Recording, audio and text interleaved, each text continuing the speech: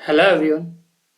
आज की वीडियो में हम किसी क्वाड्रेटिक इक्वेशन या द्विघात समीकरण का जो रूट्स होते हैं उन्हें कैसे फाइंड करते हैं वो देखने वाले हैं। और उसमें हम आज visual way to find the roots of the quadratic equation x square plus 5x plus 6 equal to 0 अर्थात किसी द्विघात समीकरण का विजुअल वे देखने वाले हैं, विजुअलाइज करने वाले हैं उस क्वाड्रेटिक इक्वेशन को। उसके लिए ये क्वाड्रेटिक इक्वेशन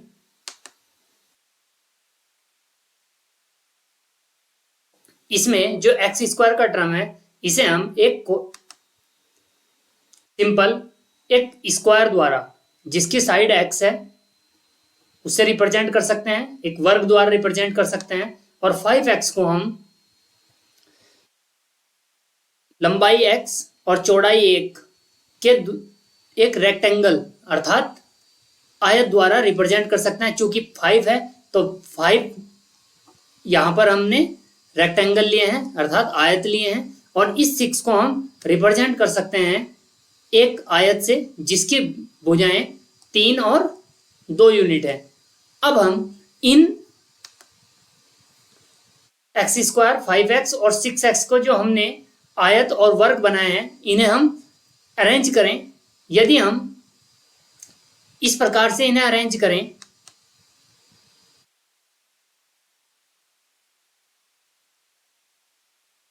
और इसे भी अरेंज करें तो आप पाओगे यह एक ना तो आयत बनता है अर्थात ना तो ये रेक्टेंगल बनता है और ना ही स्क्वायर बनता है।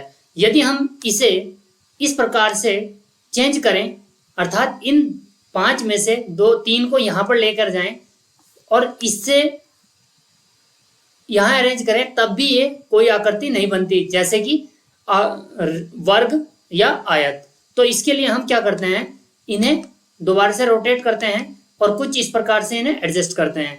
अब आप देख पा रहे होंगे जब इसे हम यहाँ पर फिट करते हैं या अरेंज करते हैं तो एक आयत बनता है अर्थात रेक्टेंगल बनता है। अब यदि आपके मन में सवाल आ सकता है कि यहाँ पर आपने 3 और 2 को ही, क्योंकि अगर हम एक को यहाँ पर लेकर जाते हैं और इस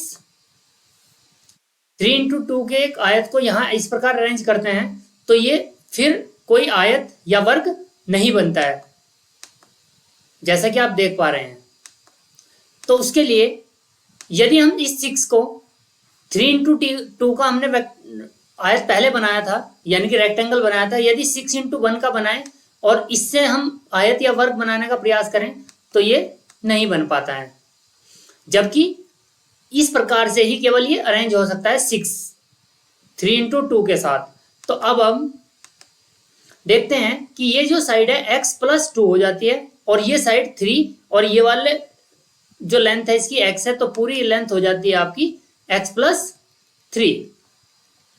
अब आप देखेंगे जो ये आयत बना था, आयत आपका x square 5x plus 6 equal to 0 का था अर्थात इससे और इससे और इससे मिलकर बना था यानी कि एक्स स्क्वायर से 5x से और 6 से। अब यदि इस आयत का क्षेत्रफल देखा जाए तो x प्लस 2 और x प्लस 3 इसकी भुजाएं हैं, लंबाई गुना चौड़ाई अर्थात अगर इसका क्षेत्रफल निकाल लें तो ये एक्स स्क्वायर 5x प्लस 6 किससे मिलकर बना है, x plus 2 into x plus 3। तो x plus 2 into x plus 3 equal to 0। अब ये दो फैक्टर हैं, इसमें से एक फैक्टर इन दोनों में से अभी अगर हम देखें a into B equal to 0 तो या तो a 0 होना चाहिए और या फिर b 0, तभी इन दोनों का प्रोडक्ट 0 हो सकता है। तो x प्लस 2 को हम 0 रखते हैं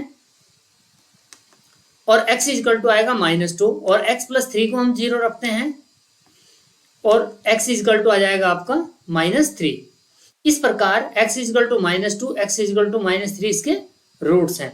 ये था visual way to find the root of a quadratic equation या द्विघात समीकरण के मूल ज्ञात करने का एक विजुअल तरीका। अब हम इसी तरीके को सिंपल फैक्टराइजेशन कैसे करते हैं, जैसा कि आपने 9th क्लास में 8th क्लास में ये सब किया है, तो इसी विजुअल वे से हम समझने का प्रयास करते हैं कि सिंपल फैक्टराइजेशन क्या है। इस इक्वेशन को हमने इस प्रकार से अरेंज किया था।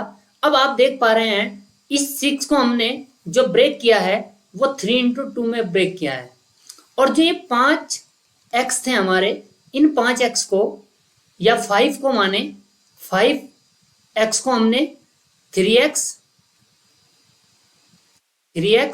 और 2x में ब्रेक किया है, 3x और 2x में।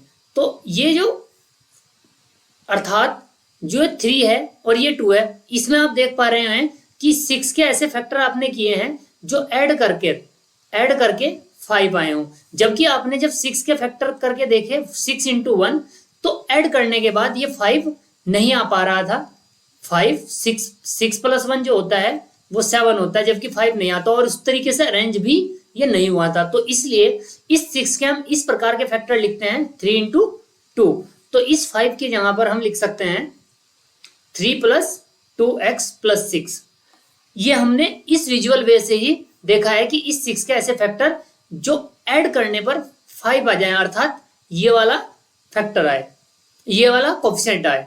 तो अभी हम x का मल्टीप्लाई करें तो ये हो जाएगा 3x और ये हो जाएगा 2x। अब यहां आप देख पा रहे हैं x स्क्वायर और 3x से कॉमन है x कॉमन लेंगे तो x प्लस 3 प्लस यहां से 2x और 6 से कॉमन है 2, x plus 3 equal to 0, x plus 3 और x प्लस 3 दोनों जगह है, दोनों टर्म में है, तो x प्लस 3 कॉमन आएगा और x प्लस 2 बचेगा इक्वल टू 0। वहां हमने डायरेक्ट इसकी जहां पर ये लिखा था और ये मेथड हमने यहाँ इसके अकॉर्डिंग लिखा था। अब इसके अकॉर्डिंग हमने देखा ये 3 स्टेप।